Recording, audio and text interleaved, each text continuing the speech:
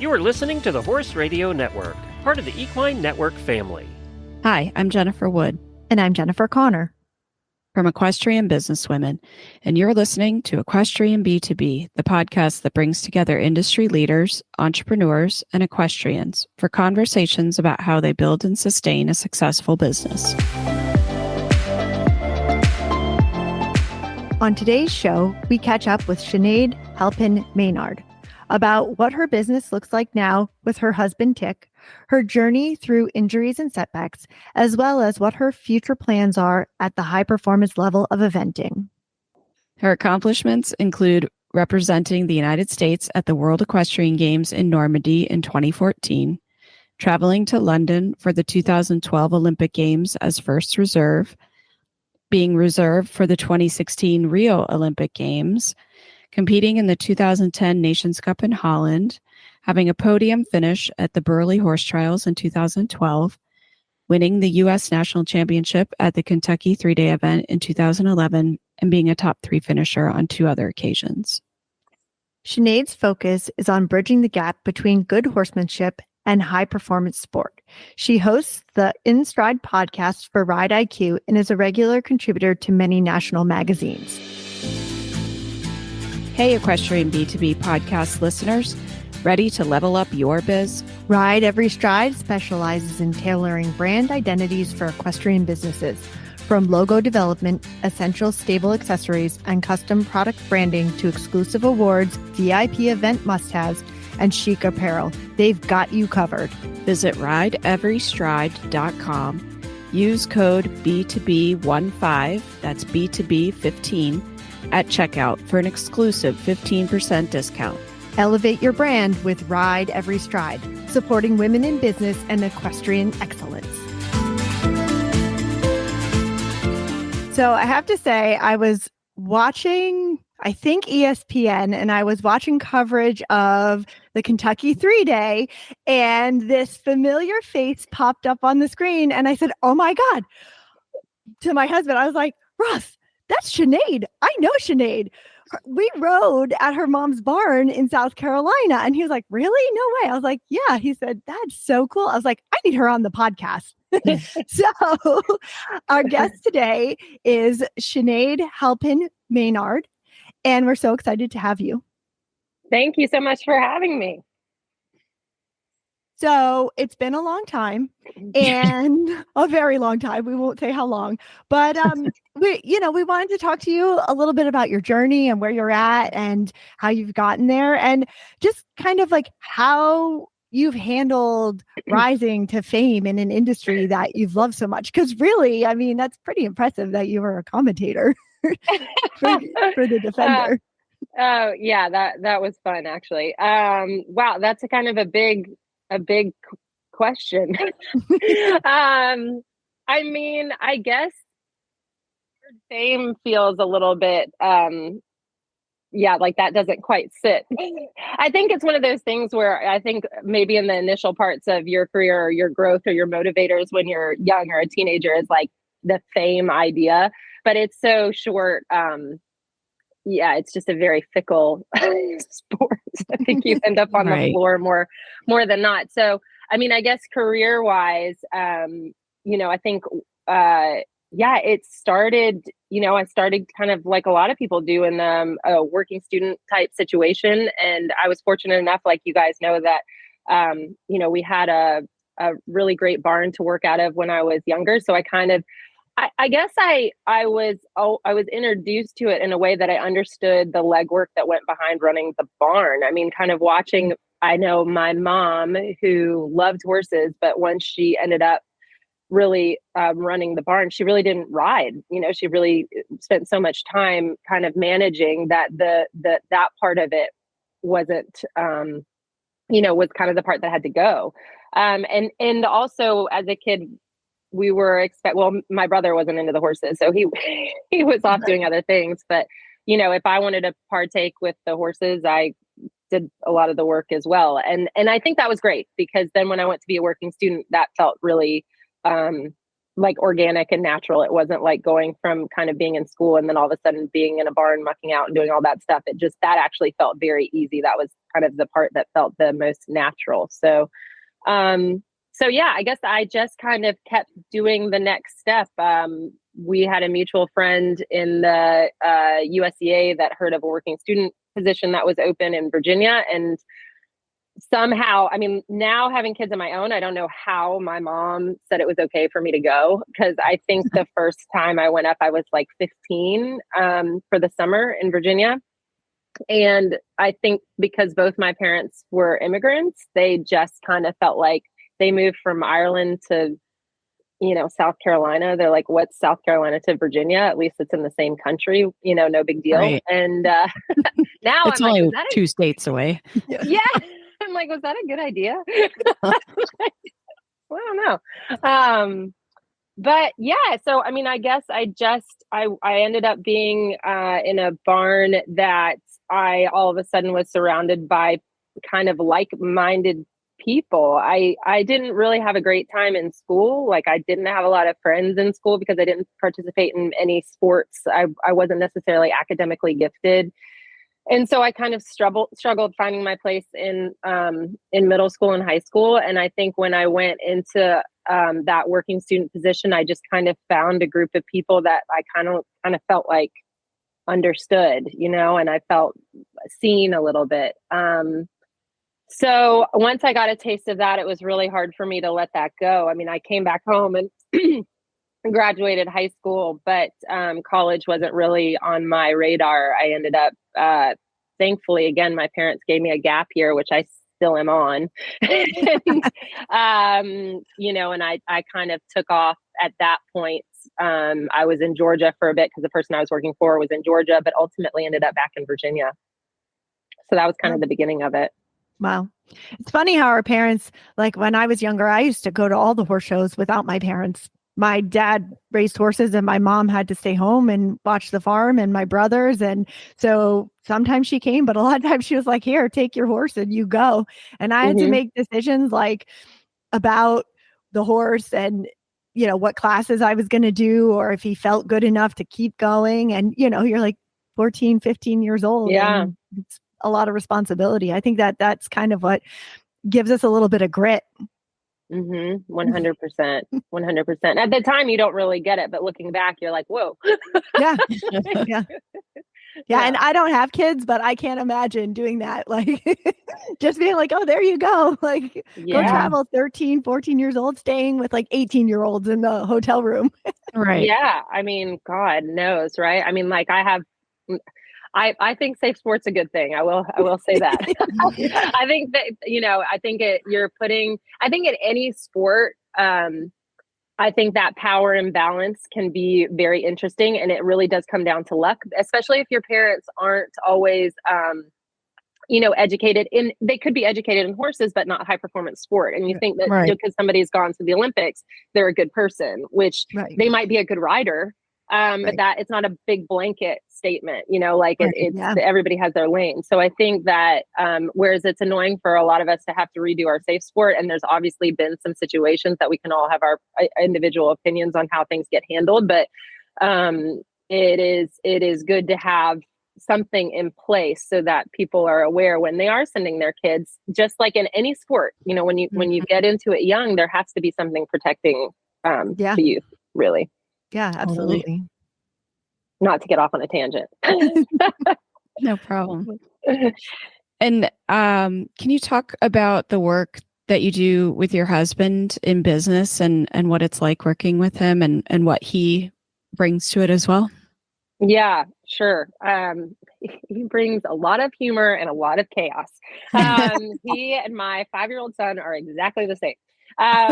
But yeah, so I mean, I'm very lucky in that I'm very lucky in a lot of ways, but Tick is a phenomenal human in general. And when we met, he was very much in this kind of, I don't know. I mean, it's actually a lot of people know now because he wrote about it in his first book. But in this kind of transitional phase, kind of trying to figure out who he was. So he did modern pentathlon. So he he represented Canada at the Pan American Games, and that shows how he likes to do. I mean, he was doing 5 different sports, right? Like, it's just nuts. And then he had a kind of a big thing where he in Mexico broke his collarbone and he missed out on going to the Olympics. And it was a little bit more in that sport. It's kind of like something like swimming, where if you're almost, ahead of time if you're pretty much going to go or not. Whereas like in eventing and show jumping and dressage, it's some of it's subjective. So you really don't know until you get the call if you're going. So him missing out on the Olympics, I think, was really hard on him. And so he just kind of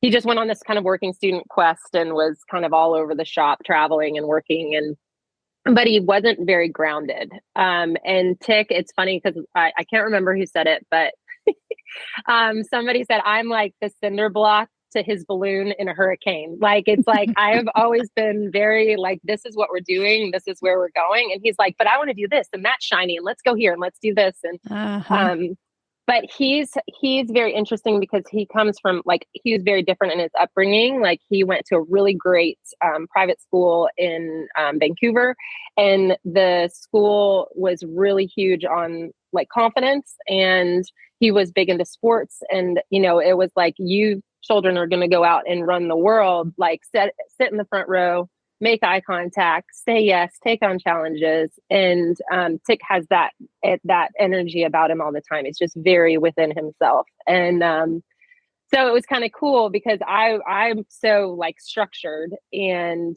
he's so all over the place, but together it really, it seems to work in a couple of ways because we definitely complement each other. We don't step on each other's toes a lot because we are both aware of our strengths and weaknesses and pretty respectful of the other person. So, over the past decade or so, I mean, our business, back to the original question, our business has kept evolving and changing. When we first got married, I was adamant that we would not share a barn. We would not share staff. Because I had been in a few situations where I just felt like either the marriages deteriorated and they ended up in divorce, or they just also were too bickery and it wasn't nice to be around. And so I thought that was my way of protecting our relationship, was to keep it separate. And functionality wise, that just didn't work. Like financially, neither of us were in the position that we could, like the business had to work. We couldn't maintain 2 separate staff. We couldn't, he was actually making me insane with certain things because we were on the same property, and like, he's fun. Like, and so his staff and him would be like taking the horses to the beach to go ride, and my girls, and I'm like, what are you doing? Like, is that a thing? Like, we have horse shows to go to. We've got work to do. Like, this is no longer, so eventually we ended up merging things together, and there was some, we just kind of got into our lanes. Like, I'm better with kind of organizing and managing staff and the barn types of things that way. He is really moved towards, a lot of the young horses and natural horsemanship. And he's such a student of that. Like, he'll wake up early in the morning and be watching, Jonathan Field or Monty Roberts or some Road to the Horse from 2012 or something, like how I'll get up to watch Aachen, like that's his thing. And it complements really well on the performance side because he brings a lot of vocabulary along to the kind of horse psychology part of stuff. I've had to work through a lot of my own sports psychology side of things, and I've had more probably more team experience than him in this discipline. But he's started way more young horses and had way more trickier horses. So it all just kind of blends in an interesting way that we both find like super interesting. And we also don't, our students, some students will come and ride with Tick for like 6 months and then they'll kind of move over to me or vice versa. We've had a lot of horses come in for me to ride that have ended up with Tick, or Tick to ride that have ended up with me. Like, we have a different type of horse that we align with as well. So it's been really interesting, actually, and super fun. Yeah, that's awesome because I feel the same way you do. about a lot of times I feel like it can hurt a marriage. I've seen so many people or it's like a very volatile environment. So that's awesome that you guys have been able to find the balance in that. And while talking about this, let's talk a little bit about like you kind of have your own brand, he has his brand, and then you guys have like a brand together. How do you accomplish that so successfully? Well, it's so funny that you say that because I feel like that's, if I'm looking at things in different sections, I feel like that's actually where we're failing right now. So, or let me put that more positive, where there's room for growth. That we've been talking through that a lot. And I think one of the hardest parts is one of Tick and my main motivators is that we both love learning and we love like new challenges. And with that comes like sometimes some rapid growth and rapid change. And so when you're trying to brand something, but it keeps changing, it's hard to capture that, right? Because like I've had feedback from good friends that, like my friend Frankie Theriot, who did some of the commentating at Kentucky as well, and she has a branding, a marketing company. I talked to her. She's a good friend, and she's like, I don't know what you guys are doing. She's like, you're off in Australia and Tick's jumping around or in Argentina, Tick's jumping around on like with no shoes on a horse, and then the next clip, you look very high performance, and then you're in this beautiful. Like, what are you guys doing? Yeah. And I'm like, well, that is what we're doing. Like, that is literally what we're doing. And, we go back and forth because it is hard when we are doing a little bit of everything. It's hard to grasp that concept. And so we're constantly kind of evaluating how can we put our message into kind of a digestible brand. And Tick is now in the last couple of weeks, I'm sure I can say this. He's signed a contract with Noel Floyd for 2 years. That looks a little differently than some of the stuff he's done before. So they are going to be taking on some more of his, kind of his brand work, I guess, however you would say that. And for me, I'm exploring my end of it because some of the feedback that I've gotten recently from some people that I really trust is that I've kind of gotten my identity's gotten a little lost in his, which is funny because when it started, he was like Mr. Halpin. Everybody would make fun of that, and now he's had his book and his identity has really kind of flourished, and there's been a lot around that. And then I think I've kind of fallen in the background there. So it's something that I don't think we've kind of mastered by any sense of it, but it's something we're very aware of, and we keep trying to kind of, organically figure out how to make it work, that it feels authentic. Because I think one of the things that I struggle with when I look at social media is when I feel like it's fake. I hate that. Yeah. And I've done it a couple of times where I've had some other people doing our stuff and I read it and I'm like, that's not me. And that's not Tick. And people that know us know that too, and so that doesn't feel good either. So I don't know. I mean, I guess I'm going to throw that question back to you guys. How do we do this? Well, I think you're on the right track about being authentic, because I think more than anything, Absolutely. that's what people trust and like, and even if it's kind of all over the place, to me, I'd rather see some all over the place stuff and it be authentic than scripted. Mm-hmm. Yeah. Or, you don't have to show everything, but I think showing the parts that are important to you and that are meaningful to you, that will come through and people will recognize it. And it's interesting, when you said like people said to you that they weren't noticing you as much as Tick. And I wondered that as well, and how you felt about it. Was it something you noticed and that you cared about, or was it just, I don't have time to deal with this. I've got kids and a business and horses, and it is what it is? That's an interesting question. I mean, I think I care more in a way that it might be mirroring some truth back at me. Like maybe I'm getting a little lost in it because I'm not clear enough on my path, right? Like maybe it's and maybe that's only 10% of it.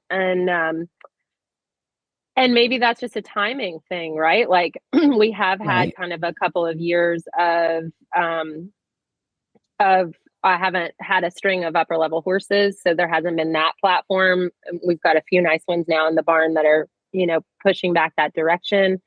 I've been a little spread between, doing some of the commentary work, which I love, kind of writing randomly here and there, teaching at home, but it hasn't been as high profile maybe as some of the stuff I've done before. And as where I feel very comfortable, like I feel very comfortable with public speaking. I feel very comfortable in these more team competitions. I really love that part of things, but maybe it's just like, this is now we're starting to grow back to that. And I did have to take a little step back, not even back. It's like a lateral move, with the kids and the farm. And Tick really needed to find himself. Like he really needed to come to the forefront and kind of, like it's so funny now listening to him because he can do speeches and talks with the best of them. And I remember when he did his first, I can't remember, maybe he's doing like some talk at some convention or something.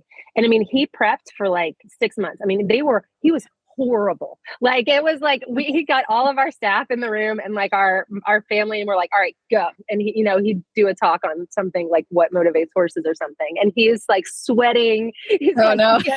Yeah, it's like not his jam at all. And but he's such a worker, and he has worked so hard at it, and he's now so good. But I think maybe he needed that space. And I honestly probably needed to calm down a little bit and get clearer around myself with myself so that whatever comes out is authentic. Does that make sense? Does that? Yeah.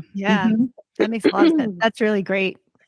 When he quit doing the pentathlon, did he focus on sport? Like, was he in eventing? And that's where his equestrian knowledge went to? So his parents, his mom did mainly dressage and was a dressage judge, and his dad show jumped, and they were both, to pay for it, they're both horse show photographers. So they were the official photographers at Lake Spruce Meadows for a long time. They wrote a book on photography. They run stables in like literally in the middle of Vancouver. They have like a STARS handicap program, and they have a farming agricultural program as well. So he got, and he's one of 3 boys, and all of them had to get their Pony Club A. So that was like, and so then that's when he got into the Prince Philip's games and that type of thing. But show jumping would have been the background. Okay. And then when he stopped the pentathlon, he ended up going and working for a multitude of different top riders. So he went to Ann Krasinski, he went to David and Karen O'Connor, did that whole thing. And he had a jumping horse of his dad's that actually, who's still retired here, who loved cross country. And he was like, well, I'll just do that. I'll just go eventing because that's what you do. And right. And he fell in love with it. Like he did a O'Connor camp and took Sapphire to Rebecca Farm and did like the 1-star. And he was just like, this is my jam. From 5 sports to 3. Right. Okay, great. And so, looking at that, there may be a main focus of your business, right? Of your overall business. And then there's a main focus of maybe what you want to do, and what's your focus personally versus the business focus. Well, for me, I really would love, I'm really working on another kind of tour around at the top level of competition. So that's a big focus on I kind of think about it in a few different blocks. I've got I really do enjoy teaching, but we've had to get that more focused. So we have, we now do kind of a clinic tour together. That's when we're up in New York. We did, it was really funny. We did, 15 days on the road with our kids in a camper, and traveled from Florida all the way up to Rochester, New York, and then went to around Socrates, and then we were in Connecticut, North Carolina, and then came back down. So we've kind of thought about that in tiers. So we've got the broader tier in the clinics that we can hit a lot of people and touch a lot of people. And then we get quite narrow quite quick. So here at home, I've got probably 8 students I teach, and they pretty much have to come twice a week. And so they're really in the program, and I don't do much outside of that because I feel like it's just like useless. You don't see people and you can't connect. And so there's that part of the, almost to me, I learn a lot from teaching, but it's also giving back as well as the financial element of it. And then I've got my group, my string of horses. So I've got 3 really good horses right now, I think. And those are 2 of them are owned by syndicates. So managing the syndicates and the owners with those horses, and also being very detailed and focused with that. I don't have 50 horses, Right. which is fine for me. But it means that I have to be very deliberate in everything that I do. And also I've got 2 kids, so time management has got to be very deliberate too. So, and then I've got kind of the, the next part of it that I do a little bit of podcasting, a little bit of writing, and the commentary work. So that's kind of the folds of the business. And I just, kind of skip back and forth between those, trying to make sure that everything has value, whatever that is, monetary, time, value towards the bigger picture, that's what's really important. Cool. And we've talked a little bit about, how that has changed over the years. And do you feel like it's been a very forward evolution, or do you feel like it's been 2 steps forward, 1 step back, and then looking? Oh, it's been like, it's not been forward. It's been like lost at sea at times. No, it's how do you keep the focus on when it's like that, in that, because I've felt that too, like you're kind of in a trough and you're not where you want to be, and you have to, look to do something different. Mine was partnering with somebody to start a new business in order to have somebody to run things when I was pregnant with my first, and being able to have somebody who could manage the employees and keep things going while I got, a little bit of maternity leave. mm-hmm, But mm-hmm. How did you kind of keep things going in that time? I mean, I think it's a constant reevaluation, right? Like, I think it's, what do I really want? Like, what do I really want? Not what do I think I want? Not that I'm looking at somebody over there and thinking that looks cool, I want that, because do you? I mean, like, I love this lifestyle, but it is not one for most people. I mean, when you're on the road a ton, we live at very, we're very fortunate in a lot of things that we have, but it's not a financially very stable way to be. Right. But I think for me, really sitting and thinking, okay, where's the target? And then kind of going, okay, whatever, this is something that I really want. And how do I want to do it? Because I think, I had some early success, and then I had a lot of failures and a lot of injuries and a lot of things go quite wrong. And I wasn't always the best at kind of taking a second and evaluating. I was very reactive, and I was always working and going at it. And what was interesting is that the more I did that, the more hurt I got.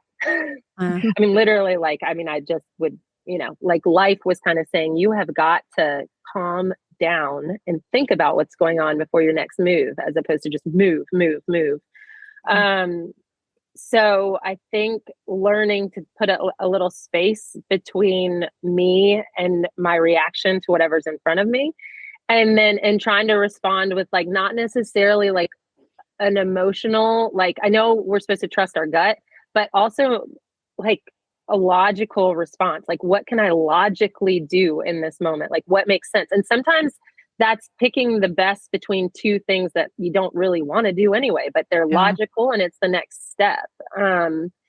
And I think for me, also realizing like this is a huge thing. And I think I remind myself of this every day, is that every single person's path is completely unique, like completely unique. And whatever is happening, and I truly believe, like, whatever is happening right now, whether you like it or not, is exactly what is meant to be happening. So pay attention and learn from it, grow from it. Don't let it happen again. Like, whatever that learning thing is, because every time I look back at these like tumultuous times, or if I can sit in a little bit of like, this sucks, and not just have to get out of it, there's always something that A, is in my control. Yeah. B, is kind of leaning me into some type of learn, or some type of something that I can figure out, and that I can also kind of like, and I know this is kind of an out there thing. So I think one of the hardest things for me was that a couple of years, well, it's probably like 5 or 6 years, between when my top horse retired. I didn't really have anything else coming up. I got pregnant, and whereas that was planned, I didn't really want to be, I really didn't want to be pregnant. I really did not enjoy being pregnant. Like, I didn't have any role models in the sport at that time that had kids like that. I just thought I was done. I was like, okay, I've just had my martyr flag out. And I was like, here we go. I'm going to be this person. And I really alienated myself from even some of my closest friends, because I just assumed they didn't want to be friends with me anymore because I was not this thing over here. Like, I was on a group text with some very well-known riders that were just my friends. They didn't care what I was doing. They were just friends. But I didn't know, like, they would say one thing, they were going to a Kentucky or something. And I like took myself off the text. I was like, I don't even want to know what's going on, and they thought I made a mistake. Like, they kept putting me back on it. And I'm like, no, I'm not cool like you guys anymore. I'm just at home, fat and alone.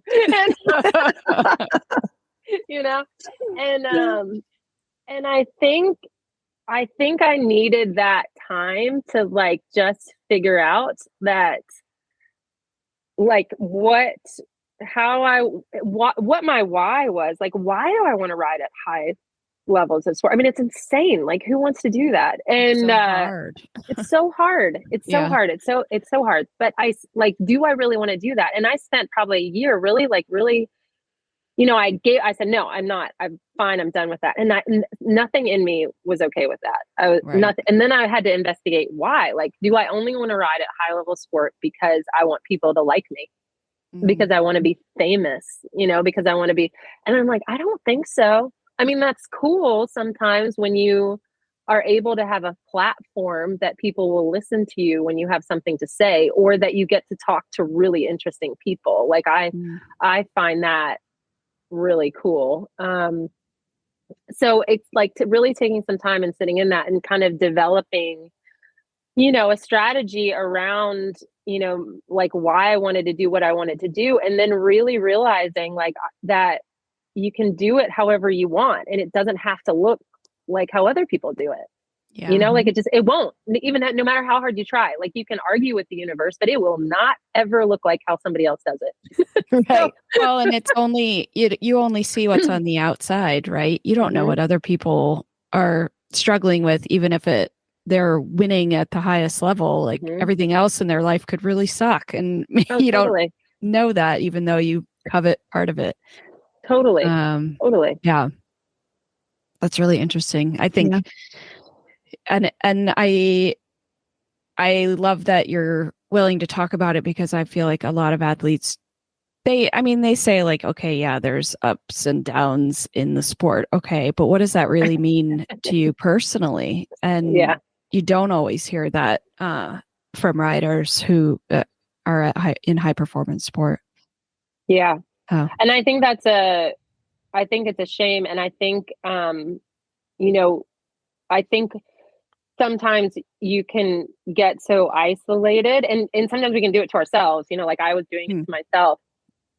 But the more I kind of speak to people with my own like in my own challenges, these are my experiences, the more feedback I get from people who share similar experiences. And then you just feel like, oh, that's all I needed. Now I'm good. Let's go rock and roll. Like, Yeah. And I feel like I try to be pretty open on this podcast about things, because I think that the more you're open about it, more people could get that sense of, oh, somebody else is going through it, or this is a struggle. I mean, right now I'm struggling with whether I want to continue riding or not. I've been taking a break for a while. I have a young thoroughbred that I think I'm selling, and like, I just don't know where it's going to go. And it's such a struggle, because it's like, it's such a part of my identity. And you don't know, like, if I give that up, what does that mean? And is it really what I want? Or is it just because, like, I'm just feeling a little burnt out or what? So I think that like, you talking about it and being open about it definitely can give, it makes people more open too, and saying, oh, wow, somebody else is talking about this. Like, I can share my experience too. Yeah. 100%. And I think that healthy reflection, I mean, it's good, right? Like, not turning a blind eye, like, this is what I'm feeling. I don't know. Let me sit with it a little bit. And I think sometimes that we're either like, I mean, we're like our animals, right? We either are that fight or flight or freeze, right? Not dealing with it, or I'm going to kill it. And as opposed to, like, just sit with it for a little bit. And I don't know, I can be a little bit like, if I really am, I kind of sitting and thinking through something and I can't figure it out, I'll, like, leave it for a little bit. And then I just pay attention, like, because then normally I'll get some cues from something else if I'm just paying attention, that'll point me in one direction or another. And it can be something as cheesy as, like, something a bumper sticker will say if I'm just sitting at a stoplight paying attention. And I'll be like, that lines up with what I was thinking I should do, like, but it's, you just pay attention to stuff. Yeah. And I think when you were talking before about, like, moving and constantly moving to figure it out, I think that sometimes we do that because we feel like if we don't move, we're going to be stuck. But forever. And like, you don't have to be stuck forever. You might need a moment. You might need that time to rest. That's what I'm trying to look at my situation. Like, maybe it's just that I need to take a breath. I'm doing so much and all over the place, and, like, maybe it's just my time to take a breath and not move and do something, because I have that too. I always feel like I have to be doing something, or else I'm lazy and I'm not figuring it out and I'm not moving forward. And I don't think that's necessarily the case. I have to keep reminding myself that's not the case. I mean, I saw something the other day it was just interesting. And it was just like, it's like the visual of, like, muddy water. Like, when there's so much going on, you just have to wait and let it settle. And then whatever answer it is, often it's just there. It's just too cluttered, like, you just have to wait, which is sometimes one of the most uncomfortable things to do.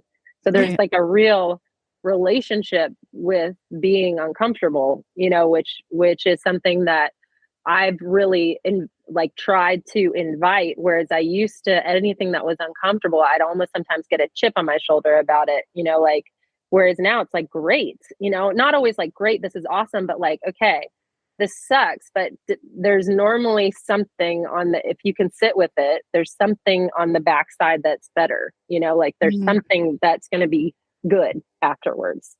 Right. Yeah. And looking at that, what was kind of an injury or a setback that you've had, and what you did kind of mentally and physically to overcome it? I think I've had two pretty significant, I've had a lot of injuries. I think I've had over 14 or 15 broken bones. Oh, wow. Why do we do this? But it's a different mistake every time. We'll say that. But it's probably the first injury that I had that was very, very significant. That affected my career in a positive way was I broke my femur at Irish Oaks in South Carolina. I was in a super hurry, had been over at Foxhall competing at the competition there. And I had an owner who was really great, we'd gone to Ireland. We were kind of starting the sales business, and we bought a handful of Irish horses. And there was like one thoroughbred locally that we had bought. Anyway, the horses had shipped in. They were at Irish Oaks. Rebecca Howard, who's still one of my very close friends, she's now the chef to keep for Canada and lives in England. But she and I were in this business together with this owner, and she had to stay at Foxhall because her horse had done well or something. And I don't know, that's when I look at it. But I rushed back to the farm. I wanted to see the horses. I'm like, I'm going to ride them all really quick. I'm going to make these quick assessments and blah, blah, blah, blah. And I was running like a mad person and rode the first 4, which were kind of big Irish 4-year-olds. And the last one was a thoroughbred horse. And I got on it and I was like early 20s or something. And I just wasn't paying attention. And it got a little rude in the contact. It got a little strong and I halted and reined back and it went straight up, flipped over and landed on me. And the palm of the saddle went straight through my femur, which is like the biggest bone in your body. Snapped, hurt around Irmo. Oh God. It was really gnarly. And well-deserved, honestly. I was terrified. Like it hurt so bad. The surgery was so bad. The recovery was so hard. I mean, I was so sick, like just nauseous and on a walker and at home. And it was just awful. And when I got back to riding, I just didn't appreciate how scared I was going to be. Like, I mean, I was so scared. Like, I remember hacking, just walking a horse down a path and it would be like a quiet horse. And in my mind, I would picture like a squirrel jumping and the horse flipping over and landing upside down in the creek. And I was petrified all the time. And I remember calling, I was riding with David and Karen at the time. And I called David, and at this point I was very much doing this for a living. Like I had been galloping at the racetrack before, but I couldn't gallop at that point because I could ride, but I could hardly walk. I could ride in long stirrups. And I could hardly walk. So David and Karen hired me for like 5 hours a day to like roll polo wraps so I could make some money. Wow. And then I had a couple of horses in training for this owner. And, I'm sorry, this is like turning into an Irish story. It's very long. Why tell it in 5 words when you can tell it in 5,000? Anyway, called David and I just was like, I'm so scared. Maybe I'm not made for this. Like I'm terrified. And he gave me a book. And I think it's funny because Tammy Smith brought it up the other day. It's called A Mind's Gym. And it was my first experience with anything like sports psychology and that there was kind of science behind it. Like, I just read that book so many times and it had so many interesting tools and it had examples of people that had been scared like me that went on to do amazing things in sport, and whether their fear was fear of failure, not fear of like fatality, but which feels the same, to be honest. It was really powerful and it helped me figure out some tools around my cross country riding that are still kind of with me today. And I think one of the things that I have really pretty clear focus on cross country. I'm like the most nervous person in the barn. I like can hardly speak. Getting to the box, I'm really tired, but I can just like get into a zone going cross country. And I think having to go through and like face that fear and really decide whether if it was going to be something I was going to kind of figure out how to live with and manage, or if it was something that I was going to have to change career paths. I think that helped me a lot, honestly. Kind of struggle with that head on.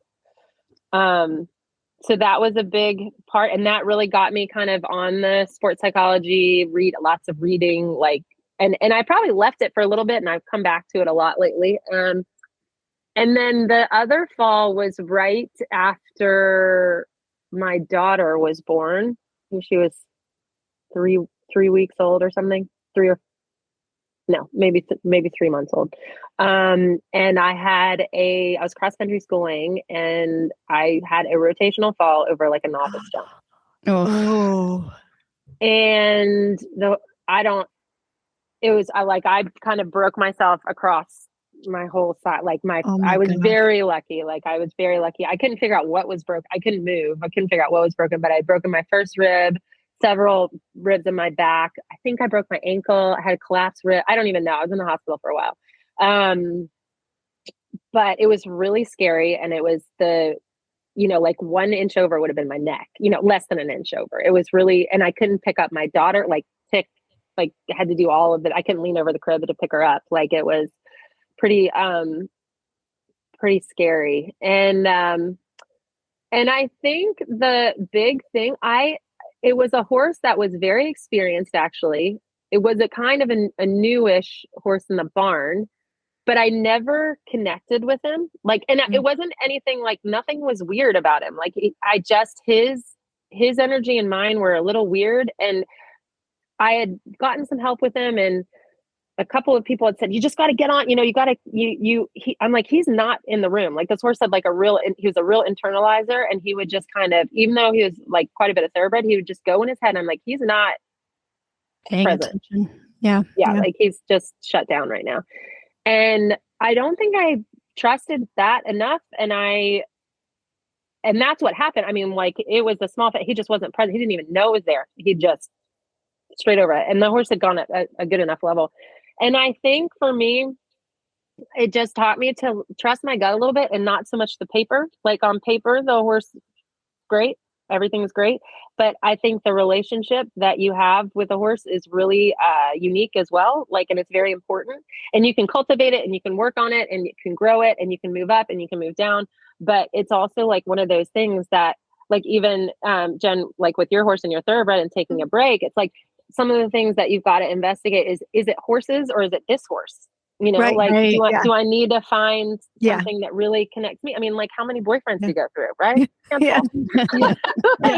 you're not normally like, this one guy is the only guy for me, there's hopefully that one guy, but I find that a lot when, and I can see it more clearly when I'm teaching than sometimes in my own, but I've gotten a lot better about slow to hire, quick to fire. Like, I'm going to take my time and make sure that it does have to check certain boxes for me on an athletic level, just because of what I want to do. But after that, I'm going to be like, do I recognize a personality that works with me and the horses? And like, that's where Tick and I are awesome, because we never argue over the same horse, because what he likes is very different character wise than what I like. And we've had horses flip that have come from him, and he's like, I can't handle, like, this horse is making me insane. And it's really hard to make Tick insane. I try often, but he's like, I just don't, this is more your ride. And it's very true. And I think trusting that and not taking it again so personally, like it's just a different character, right. And there's somebody for everybody. Right. You didn't fail because you didn't connect with this horse. And I think I was just arguing with that. It just was, again, another lesson that it was like, on paper, this thing was like supposed to be all the perfect thing. And I liked the horse. Like, it's not like I didn't. I just felt like it was like, character wise, it wasn't quite the right thing. So. Yeah, I get that. That's a good way to put it, in a good thought process. Honestly, I should sit with that for a little bit. I think that applies to people too. Yeah. Right. I mean, there may be people that, your friends are like, oh, you're going to be friends with them. And as soon as you meet them, you're like, I don't know. Yeah, totally. And it's like, it doesn't matter. It's just like there's certain, it's just like, what do you want to do with that person? What do you want to do with that horse? Like, if that person is just somebody that you need to casually get along, we all have work environments that we need to get along with people that we're not going to invite for dinner. It doesn't matter. Exactly. It's just like, depending if it's the only thing that you want to do, like when I have students come here and, they're struggling with a horse, I'm like, well, is your goal to have the best relationship with this horse? Or is your goal connected to a competition or to something like that? Because those are two different things. Like, yes, we can do either. It doesn't matter. But we want to get clear on that. Yeah, I love that. I also think in equestrian sports, we don't utilize like the performance sports psychology space enough. I've been watching tons of documentaries. I love documentaries, and I like sports. So I've been watching from race car drivers to the tennis players, and those guys all have like a team of people that help prepare them to go into competition at high levels. And I'm like, wow, you don't really hear a lot of equestrians talking about this. Like, we talk about the grooms and we talk about our trainers, we talk about the horses and the owners. We never talk about like other team members that could help us get there. And I actually do talk to a sports psychologist occasionally, especially when I'm riding, because I think it helps me tremendously. But I think that when I was thinking about it, I was like, what way do I want to go in competing? And I know it seems silly in, just doing like the 0.80 jumpers, but like, to me, I'm like, I want to have the best team around me. And that includes a sports psychologist to help me, 100%. Totally. And there's like different times, like I'm good friends with a girl named Natalie Hummel who does she specializes in the nervous system. And I think the nervous system is incredible. Like the guy that I work out with, my coach, he's nervous system, Natalie's nervous system, everything we do with our horses, if we really strip it down to a lot of what Tick's work is and our basic work is recalibrating these horses' nervous systems before you can even get into the training part of it. We have so many habits that are bottom up, not top down. We try and think our way through habits that our body is just going to override our brain, and then our brain gets mad at ourselves. It's like ridiculous. And and you can see it so truly with the horses because they just don't have that frontal lobe, the analytical part of it. So it's like, we're like, why would you do that? You've seen that hose 5,000 times. It's like, well, it's an inch to the left. It could be, definitely. So unless you have a relationship built up that can override this motor instinct, but it is so, so, so true that it doesn't matter. The point is, and like, hey, when you say the 0.80 or 0.80, that's the same. It feels like that's the thing that's so interesting to me is that the edge and the, what you feel around that, it feels exactly the same to me, at a 2-star or a 3-star. It like feels exactly the same. It's no different, like pressure feels the same. That's like when I said fear of failure and fear of fatality, like it feels the same in your body. So it's like anytime you can get working on that, it doesn't matter. It's like, that's where we think, oh, I'm only doing this and this person's doing that. It's like, it's just whatever your capacity is in that certain situation. Right. But I think having like a team of people around you that you trust that, and it's gotta be, this is a weird analogy, but it's like, I remember going to this wine tasting thing and this guy had, they had twist tops and he was, and we were talking about the difference between cork and twist tops. And he said, honestly, like culturally, people don't like the twist tops. But he said, where we struggle with is that if you have somebody that's never tasted our wine and the cork's gone bad, and then they taste the wine and it's actually the cork's bad, they think the wine's bad. Right. And it's like, if you go to a sports psychologist or a psychiatrist in general, or a doctor or a dentist or a trainer, right, and they suck, doesn't mean the whole profession sucks. Right. Yeah. Like you got to just try another glass of wine and realize that that there's people that are going to be specialized that work for you, and figuring out who that person is to help you with your mental game to just even mirror it back to you. Because when you're in the weeds, it's hard to tell what's actually truth, right? What is actually separate from, an emotional response to something, to actually like, I just need to go work on getting my heels down. Like, Yeah, I feel that way too about having personal trainers, because I think that, I'm in my mid 40s. So for me, staying fit is important to ride. And I see so many women who get hurt riding because they disregard that part of being an athlete. Like, you're an athlete as an equestrian. And, I find, so like, even for me, I have a personal amateur. Yeah. Even when you're an amateur, I'm an amateur. But I go to the gym regularly because I know that's going to help me stay on my horse and ride longer. Yeah, totally. And say younger, like, I don't want to be old. Yeah, right. And it happens quicker, right? The older you get, you like get old really quick. Like, I find when I'm on the road or doing something, I have to like fight to get a run in, or fight to like, and running super hard on, I only run on a treadmill, like on an incline. And when because it's so hard on your body, but you've got to do something, because it's amazing. You know, when you're 20s, you're like, I'm good. And then in your 40s, you're like, you don't do something for 4 or 5 days. And you're like, I'm 100. Yeah.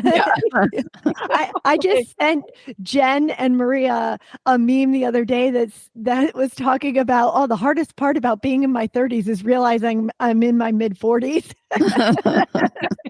That's the way I feel. Yeah, totally agree. I mean, any way that you can combat that, well, in a graceful way, but I think staying fit and flexible, and like anything. And again, I don't know how I survived in my 20s, but like, you know, paying attention to every little bit, what you eat. Like I have, like, the best present I got last year is like nuts. I got a cold plunge and I love it. It's like, I hate it, but I love it. Yeah. But it's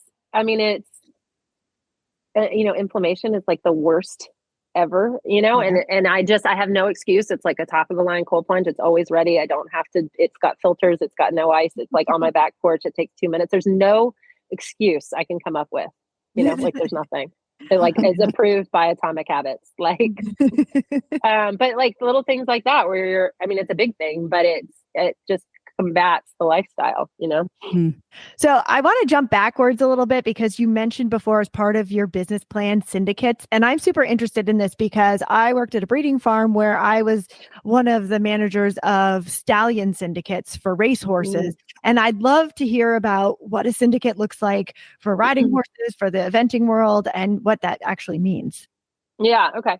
Well, it's interesting. I mean, the syndicates in themselves are cool because they're pretty flexible. You know, basically it's a group of people coming together to own a horse, right? So that group of people could be 500 and it could be 5, right? It doesn't matter. It depends on what each individual's community looks like. And also your bandwidth for what you want to support, because obviously when somebody's buying into a syndicate, this is what's unique in the in the eventing world anyways, there's not a lot of financial kickback. Whereas in the racing industry, and even in the jumping industry, that there is a financial return. You know, you invest, it's more like buying a share in stock or something. And so those people don't have as much of a, say in what's going on. They just buy in and it's fun to watch and they get some money on the backside. So for us, it's not like that. It's more of an experience that you're buying into. Okay. And so I've done it a few different ways. My top horse, the horse that I went to the world championships with, he was a syndicate and he was a 10 share syndicate, but I had somebody that owned 5 of the shares. She bought 5 of the shares. And then I had the other 5 shares were owned by individuals. And that horse, like that syndicate came together because the horse was going to be sold. The owner was gracious enough to sell the horse at a fairly discounted price so that we could keep kind of the horse for Team USA. This was after the 2012 Olympics. And so it was very much a horse for Team USA. So people got involved in that one that I actually didn't know. There were kind of 3 people involved that I just met because they through this situation.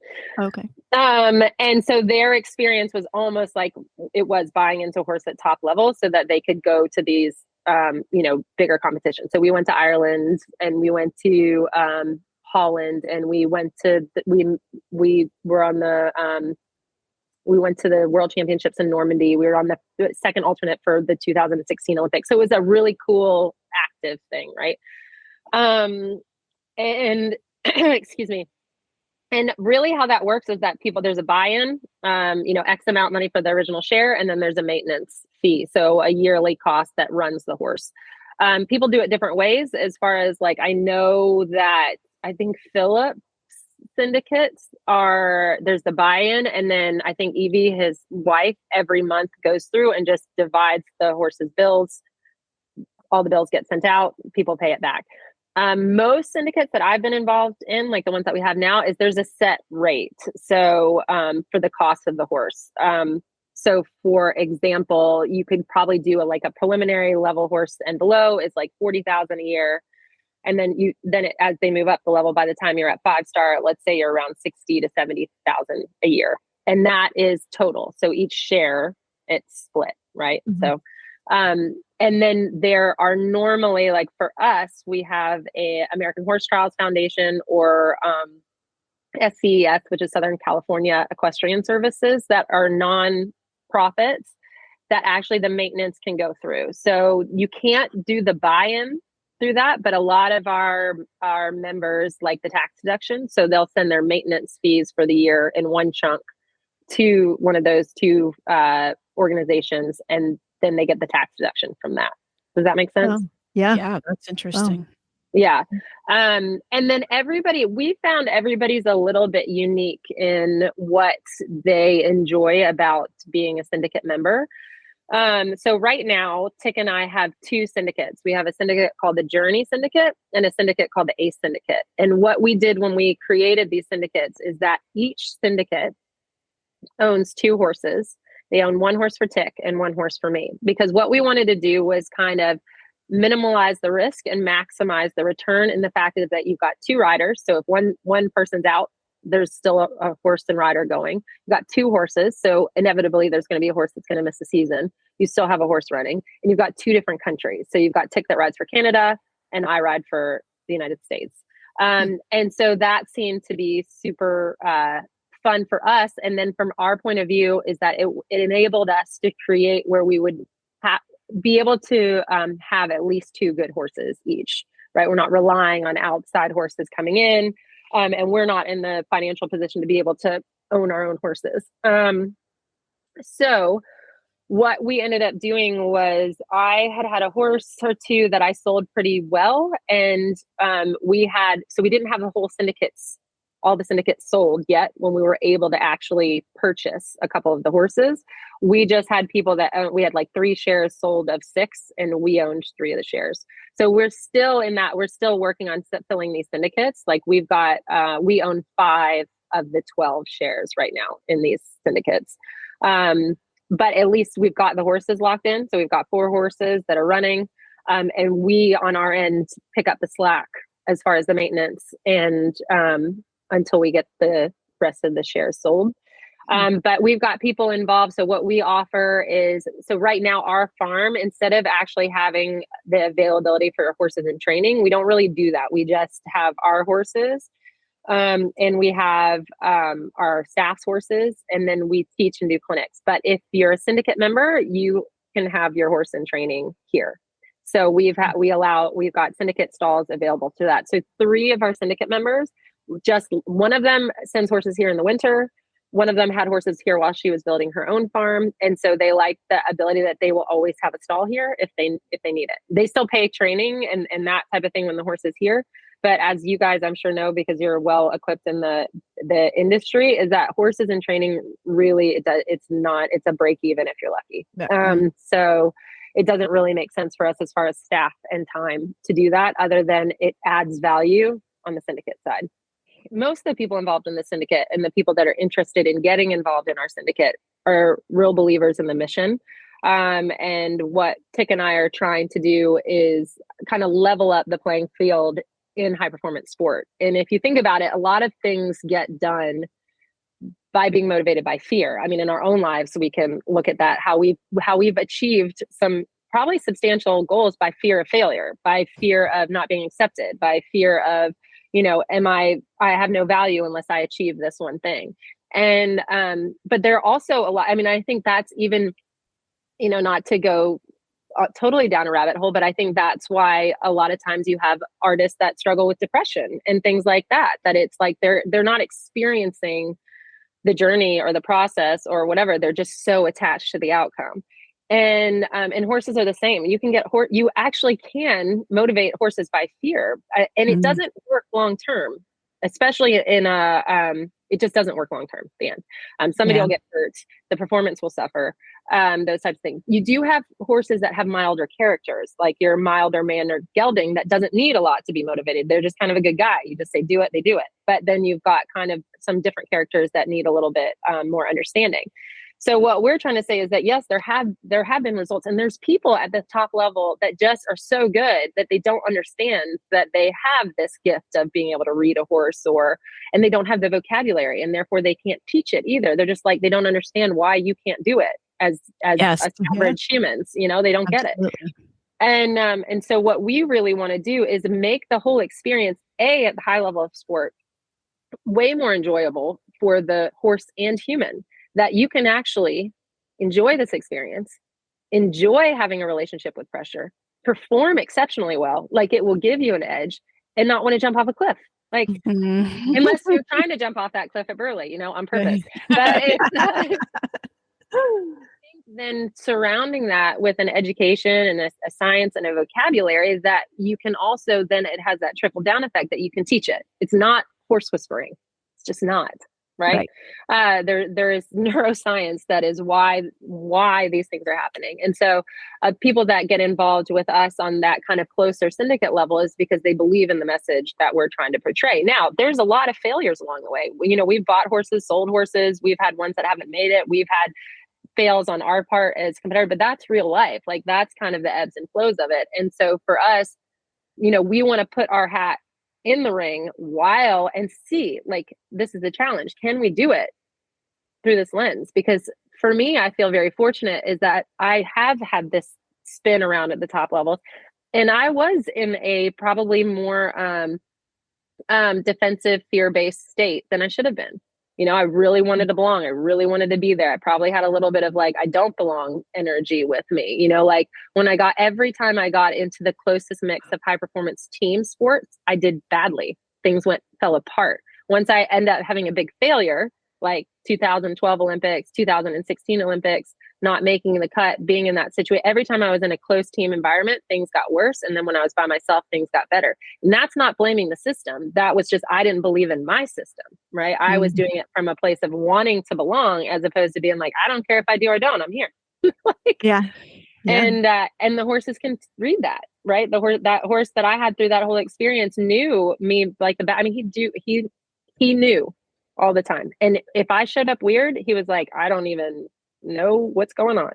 And I'm going to be, so I think, you know, not to get off, but that's where, a handful of the people that have come into our syndicate weren't even sure they wanted to be horse owners. It's not like they were motivated by that. It's just, they were like, hey, we recognize you need a vehicle for your message. You need a platform for what you need to do. You know, like if you think about, you know, other sports where you've got people that are super motivated by adversity and they pick up that basketball, or they're playing tennis and they're working their tail end off. At some point, there's a school or an infrastructure that creates the basketball court, that has the stadiums, that brings in the sponsors, that you just play and work on your game. Like here, like a horse without a rider is still a horse. A rider without a horse, you're just talking, right? And so I think and I think as the rider, it's been very hard on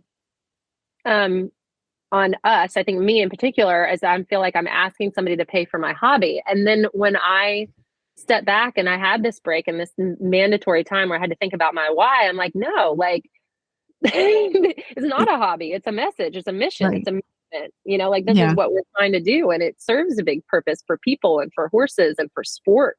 And especially in this time where social licensing is so huge and the microscope is on perform, you know, like we have got to get smarter. Oh yeah. Absolutely. Yeah. I could talk about this for hours and hours because I really feel very strongly about it. But, you know, going back to you saying that, you know, they're not paying for your hobby. You're right. I mean, look at like basketball and like women's basketball, how far it's come, and especially within this last year. And we're all putting our money. I went to a basketball game. I went and watched Caitlin Clark play. Like I put my money in there. That's helping them. Right. So like, and we're helping all other athletes achieve their goals by supporting games and going to them. And this is just a different way for equestrians to do that. Yeah. And I think it's important. Like that's where I think, like coming back to the marketing and the social media part of things, is that we've got to, as athletes and as women and as people in sport, get our message of just what we stand for out there. And everybody's going to be a little different. And then as the consumer or somebody that wants to be involved, that might not put their feet in the stirrups to go to an Olympic Games, they go, but I believe in this, and this is how I can contribute to that idea. That's how I can contribute to this platform. So for us, that's really the group that we've been cultivating, and it's been interesting how that has organically happened. And it's still something it's a big part of at least my daily work is still seeking and searching for people that align with that are in the position that they can help in that sense, because it is expensive. Like horses are really expensive. Yeah. Right. Yes. There's no getting around it. That's just how it is, especially at the high performance level. And when you talk about social license and doing the best for the animals, that includes a lot of money, because if you want to treat them well and keep them happy and keep them healthy and doing all these things for them, that doesn't involve giving them drugs and trying to mask injuries, but doing all of the really expensive preventative work to keep them sound and happy and going, like, that's not cheap. We know it's not cheap for humans. Like, why would it be any different for horses? So I think that's part of it. And explaining that to people, it is, but it doesn't have to be a hindrance for people getting into the sport. I think there's many entry-level ways of people who can learn how to ride or can learn how to love horses without, thinking that they have to spend $1 million like they would at the high performance level. It's much different, So 100%. And now there's so many interesting ways to be involved now, that with all of the things online, there's so many ways to learn and get, it's just incredible. There's no excuse, there's no excuse not to be better. Exactly. Yeah. And, I think that probably leads into our last question of being involved in podcasting and writing and commentating. Like, I feel like, okay, you have this mission and it is very involved in the horse and the riding side of your life, but you also want to share it with people. And maybe that's where this other work comes in. Can you talk about what they mean to you and how you use it as a way to get this information across? With the things other than riding, like the writing and podcasting and that type of thing. Yeah. Honestly, it's more there's this guy who writes the book. Oh, I'm looking at it right now. Arthur Brooks. He wrote this book called From Strength to Strength. He's written a handful of books. He's really good. But he is super funny because he says, like, all the research I do is me search. I just research what I need to know. Right. And I'm like, that's so true. Because it's like what interests you. And so as far as like the podcast and the writing and that type of stuff, it's very good for me.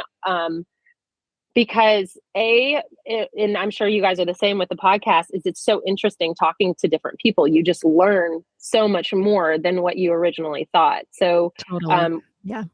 With the podcast, the girls at Ride IQ just kind of let me do whatever I want with the podcast. And so it turns more into like less of a how to ride and more like, who are you? Which has been very interesting for me. I feel like I have a front row seat to knowledge that helps me be a more well-rounded, more balanced person. And the same with the commentary. Like I think I'm fortunate that between Tick and my work and a lot of, I'm a big reader. I'm just a very big reader. And I think to write, you have to read and vice versa. And to speak well, you need experience with the actual thing you're talking about. It is, you can tell when somebody, I think I got asked to commentate for some 5-star Grand Prix and I was like, no. I'm not doing that. Because I know I could, but I would want to do a hell of a lot of research and so that I knew what I was speaking about. Whereas like with the eventing, I find that very easy and I can have a vocabulary that supports it and people can understand it. So I think, and for me, I get to watch.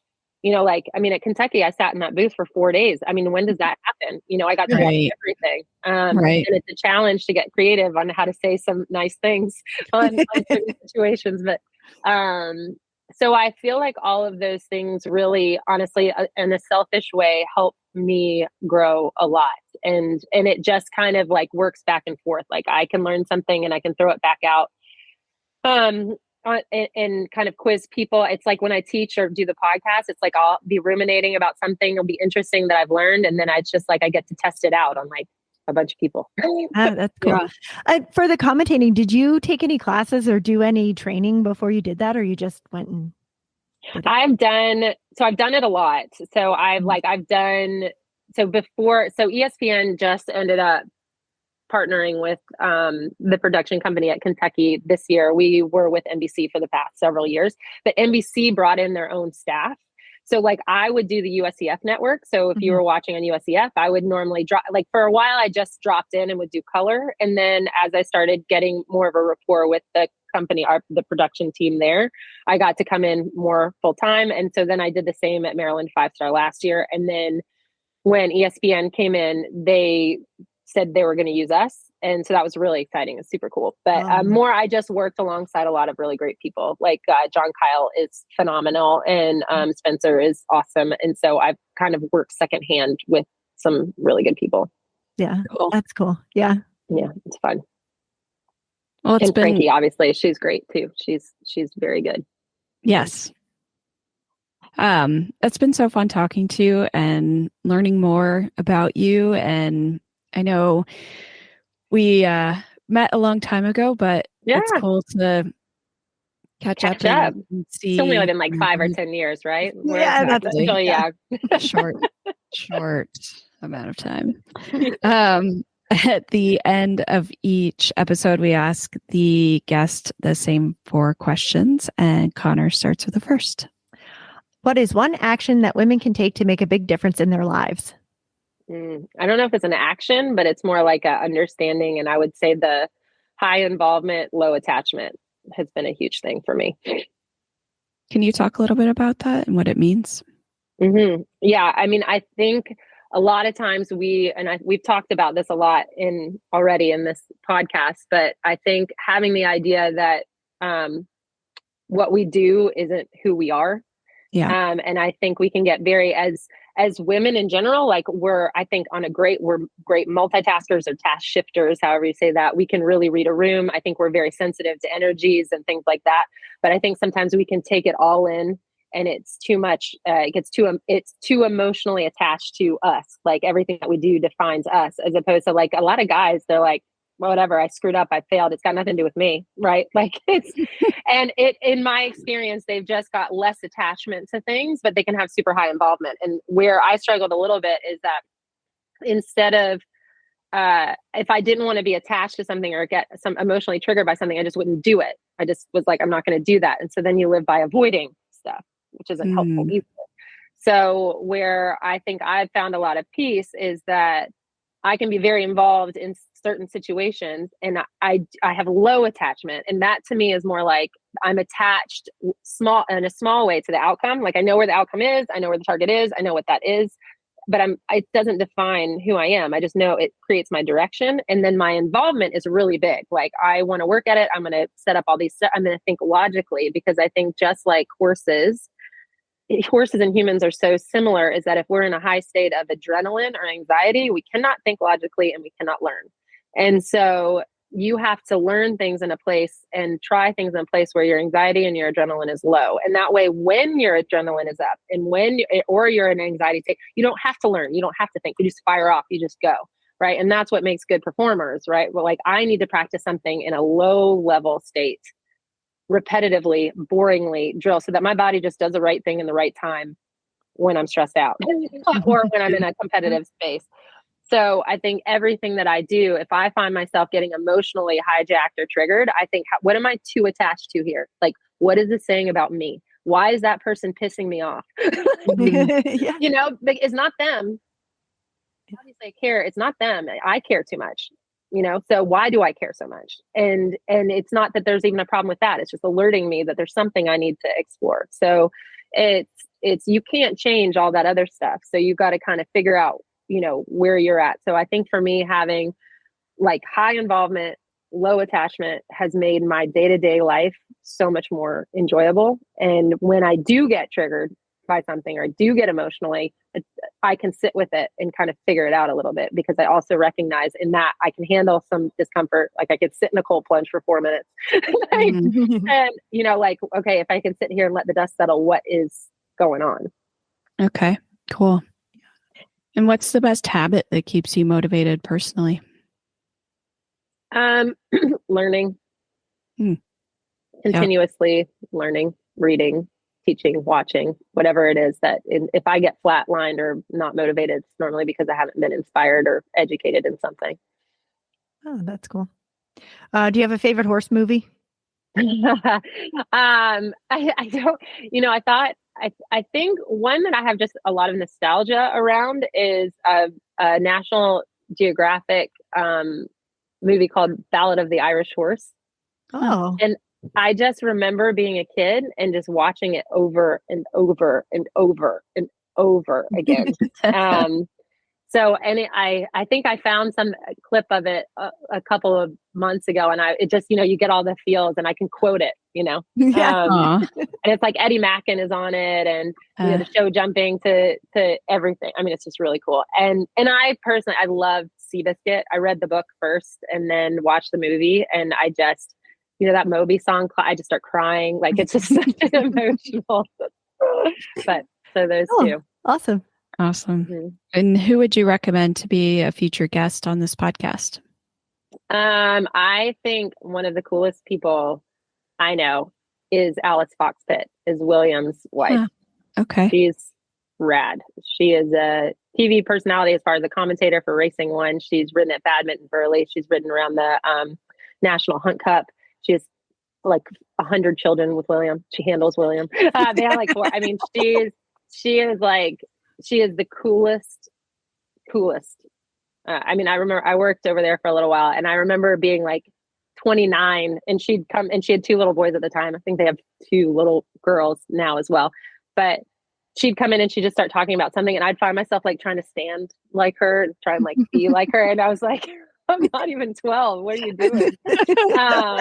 But she's fantastic, and she came over to Maryland this past year, and I got to spend a lot of time with her and William, and she's just a really very cool lady. I would love that. Yeah, that'd be great. Mm-hmm. Well, thanks again for joining us. It was really fun. Been great. Absolutely. I feel like we could go for like hours. We need like 2, 3, 4. I mean, we just said that with our last guest too, and so yep, I think we'll schedule something else to discuss on another topic as well. Well, thank you so much for having me. This has been super, super fun. A really great outlet to chat. And I appreciate you guys creating such a cool space. Oh, thank you. Tired of searching multiple websites for equestrian products and services? Wish you could browse horses for sale and order supplements in one convenient place? Equivant was created by horse girls who are dedicated to making it easy for fellow equestrians to find what they need for them and their horses. Equivant partners with small equestrian businesses to advertise products, services, and horses for sale on one convenient marketplace. Shop on equivant.com to find horses for sale, grooming products, supplements, riding apparel, trainers and vets in your area, and much more. They really do have everything you need for you and your horse. That was so much fun. I really enjoyed speaking to Sinead, and it's been so long, and it's so great to see. Well, I mean, we literally knew her when she was still in high school. Yeah. And I'd followed her career when she was, talking about when she was at the top level and stuff. And I knew I hadn't seen anything from her in a while as far as sport. And I kind of wondered why. I figured, she had kids and stuff, but still, it was really interesting to hear her journey and what she's been doing, and how she has dealt with everything, whether it's the setbacks, whether it's a change in business model, having kids, getting hurt. I just loved how open she is about talking about everything, and how she worked through it and what she uses and the tools. And it was really cool. I think people could get a lot out of this episode, and even like name dropping a few books that people could go and use. I know, I wrote them down. Great. You know me, I like to read a good book. So yeah, exactly. and I love a lot of books about like mindset and psychology and overcoming stuff. So yeah, I wrote them down. I was like, these will be on my list of my other 25 that I have to read the rest of this year. Yeah, and I thought the business part of it was really interesting because we've talked to like people who work with family members, but not necessarily in husband and wife type situations. And that's really interesting to me because, I grew up where my parents worked together, and I don't know that was necessarily the best and healthiest way for them to work, but they're still at it. So, I mean, I guess it works out somehow. But, like interesting how they do make it work. But it does sound like, to me, it sounded like they're just both really able to like drop ego out of it, right? I mean, that's what I got out of it. And what she was saying is that like they work very complementary to each other. But in order to do that, you really have to drop an ego. You can't be so about yourself. And I really thought that was wonderful that she was explaining that and that process. And it's funny that she talks about the chaos and then, she's very structured because I feel very much like that. I'm like to be structured. But yeah, I really got that out of it. I was like, that's impressive that you guys have been able to do that.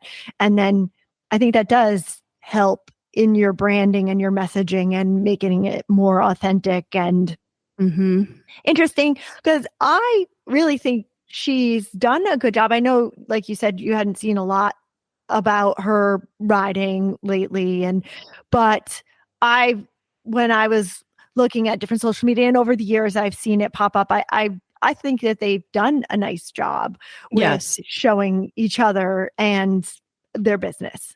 Yeah, I think so too. And I was referring more to like, high performance sport. Yeah. Not, I did notice that of the clinics and the work that they've been doing. And the syndicate that she mentioned of doing with her husband, where people buy into both of them and get 2 horses and 2 riders. And that way, you're not paying when a horse is lame for 6 months or a rider's out for a certain amount of time or whatever it is. What a great idea. And I love that she was so forthcoming about how she sets it up. Like, here's what we do. It might work for you too, or, here's different ways. Like if you want to get into horse ownership and it's not for you to have a horse to ride, but you want to support a top rider, you could go to a top rider with these ideas and say like, have you thought about this? Have you looked into it? Like, this would be something I would support. So I really loved that part of it too. Yeah. And I liked how she explained that it's about an experience, because I've been struggling to figure out how those syndicates work, because I've looked at it from the other side in a breeding stallion where people buy in and it's about making money, or in a way, right? So either you can breed to that stallion with your syndicate share, or you can sell that breeding for that year to somebody, or you can put it in a pool of unused, and the syndicate managers will sell the breedings, so that, because in racing, in the standardbreds anyway, they have limited books to like 140 mares a year that they can breed. So, like getting in there can be tough for popular stallions. So I could not figure out how it worked on the other side where, it's not a lot of money coming into it, but it's so smart that it's positioned as an experience, which I think is great. And I really loved making the point about it's not just supporting somebody's hobby. Like this is their business. That is so important. That is something that I think was kind of overlooked, or we haven't really discussed. Right. And when you put it in relation to other sports and the way other sports make their money, like this is the way we can, because we don't have a lot of big venues where people are paying tickets, thousands of tickets to sell to go to events. So this is the way that we can help our athletes get to the top levels. Yeah. And the way to directly support athletes that, like she said, whose mission you believe in. Yes. You know that they're doing the right thing by the horses. You know that they are not doing whatever it takes to get to the top. They're doing it the right way. They're treating the animals the right way. Like she said, that is going to become more and more important. And I think when we look at sport, especially high performance and at the Olympic level, with all of the scrutiny that horse sport has come under, it's going to take people supporting the riders who do that and who do it the right way. I think for the most part, there's been very little reckoning for riders who abuse horses or just take advantage of the nature of horses that are they're so willing to do things for us, and they push them and break them and throw them away. And people still look up to some of these top riders who can't keep a horse in longevity, Right. I think there's just a lot to be said for really examining what riders are doing, how they are treating their horses. And if you're an owner, like being involved in knowing their day-to-day care and what's happening to them and how are they being schooled at home when nobody's watching and all of that. And being willing to say, like, that's not right. You can't do that. Yeah. I'm giving you money for this. Yeah. And I'll take it away if you can't change the way you do things. Yeah. And I do think it's going to start coming to that, right? Like I do think that there are eyes on the sport, on all sorts of it. Racing is at the forefront of it, but that all trickles down. And so we all need to start taking a look at how we're presenting ourselves and how things are being done. Because just because we used to do it doesn't mean we always should. Right. Yes. So I thought that was really fascinating to hear that. And I love that that's how they run their business. And it was cool to hear kind of behind the scenes about what they do in order to keep things, like she said, it was separate. And then they realized, well, that's not working. And yeah.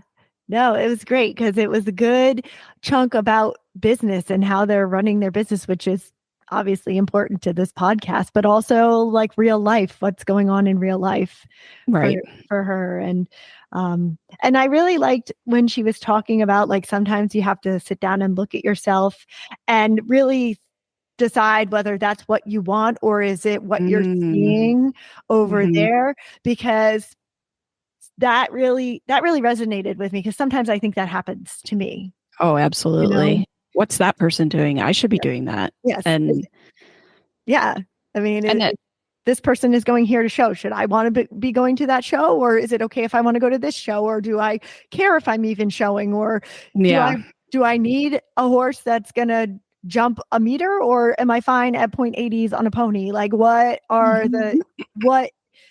I get it. Totally. And I think we've mentioned it before with other guests of, like, not paying attention to your competition and focusing on what you do well. And I think she reinforced that in a way that people could really easily understand. So, like she said, she's a good speaker, good public speaker. And it was really fun to talk to her more. And I agree. I think we should look at doing some more of these series type recurring guests that can come back and talk on topics. So I think that would be cool. Yeah, awesome. It would be so great. And I love that she's the ESPN deal. Like that was so cool. Like really, I was like, oh my gosh, I can't believe it. Like that's so amazing. I know somebody that's on ESPN commentating. Like I actually knew her when she was in high school type of thing. Not just like we've had Maggie Wolfendale on and or Morley and but I didn't know her before we had her on the podcast type of deal. So I thought that was pretty exciting. What's funny is, and I'll leave it at this, but when we were in college riding at her mom's farm, I always thought of her as like so young and little. She's only 2 years younger than us. I know. I was like, wow. Huh. Okay. Yeah, that is funny because I had the same thing. She was, in high school. So in my mind, we're so old. Right. I thought it was like a 10-year age gap. No. So that's so funny. It was really cool to catch up with her. So yeah, it'll be good to see, how her horses come along and follow her career antics and watch her on be ESPN. able to see. Exactly. We're going to wrap up today, and you can find the links to today's guests and the show notes at www.eqbusinesswomen.com. Equestrian B2B is out twice a month on the 1st and the 15th. You can find out more at eqbusinesswomen.com and follow us on Facebook and Instagram. Find Equestrian B2B wherever you get your podcasts, and be sure to follow, subscribe, and leave a review. You can have all 20 plus shows of the Horse Radio Network with you wherever you go with their free app for iPhone and Android. Go to your app store and search Horse Radio Network. Now go check out Syndicates.